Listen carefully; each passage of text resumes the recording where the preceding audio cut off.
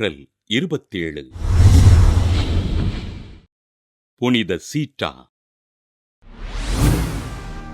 Italy நாட்டில் மோத்தோ சாக்ரத்தேவில் வாழ்ந்த இறைபக்தி நிறைந்த ஏழ்மையான குடும்பத்தில் கிபி 1218 ஆண்டு பிறந்தார் சீட்டா.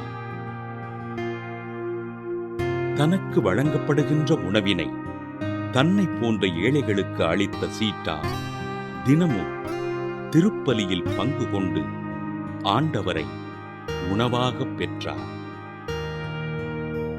தனது 12ஆம் வயதில் செல்வந்தர் ஒருவரின் வீட்டில் வீட்டு வேலைகளைச் செய்த சீட்டா எஞ்சிய உணவுகளை அவ்வீட்டின் உரிமையாளரின் அனுமதியோடு ஏழை மக்களுக்கு வழங்கினார். அனுதினமும் நற்கருணை ஆண்டவரிடம் முழந்தாள் படியிட்டு பல மணி நேரம் ஜெபித்த சீட்டா தனக்கு கிடைக்கின்ற பொருட்கள் அனைத்தையும் எளிய மக்களுக்கு அளித்து அவர்களின் பசி போக்கினார்.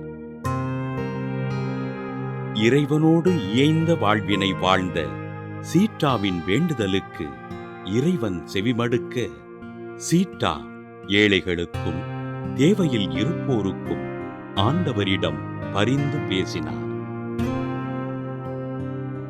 தன் வாழ்நாள் முழுவதும் வீட்டு பணிப்பெண்ணாக பணி செய்து ஏழைகளுக்கு உதவிகள் செய்த சீட்டா கிபி 1272 ஆண்டு ஏப்ரல் 27 நாள் விண்ணகப் பிறப்படைந்தார்.